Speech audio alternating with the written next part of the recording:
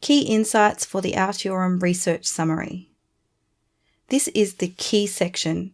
So while the summary provides an overview, this key insights really pulls out the most important bits for sustainable finance and the industry.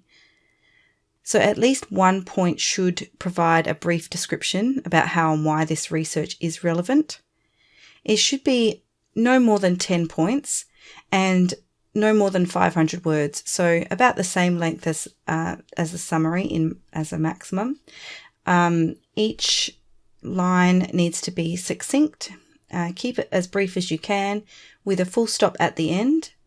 You can just add more rows here or remove rows by doing this one here. Also, you can move these around and add rows in between as well.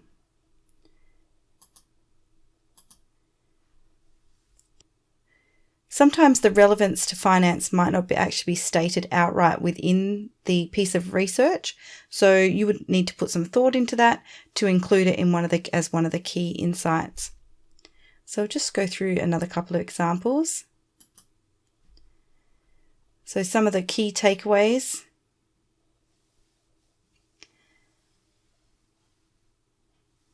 It also mentions at the bottom that this piece of content provides a useful list of key resources, initiatives, and opportunities to engage.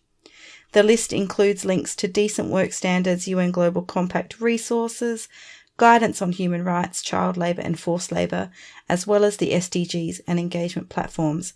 So that's quite an important, if you're a user of the Altiorem website, it's quite an important piece of information that they'd like to know. So without even opening up the report, they know that they can get these great resources.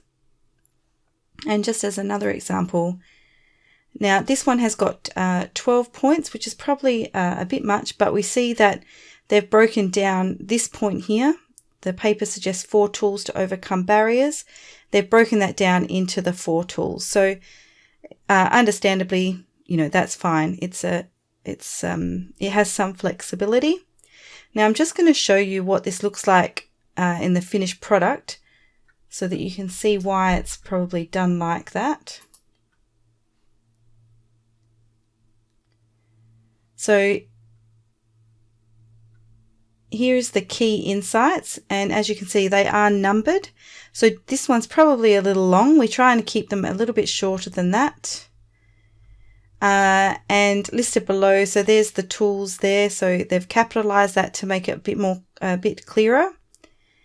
And interestingly as well, they've included what's in the appendices, so which is, as I said, another great piece of information that users of the website would like to know. They don't need to open the report to find out that they can see sustainable investor networks and associations, a great list of those, and also frameworks and guidance for sustainability. So another great resource in this one here.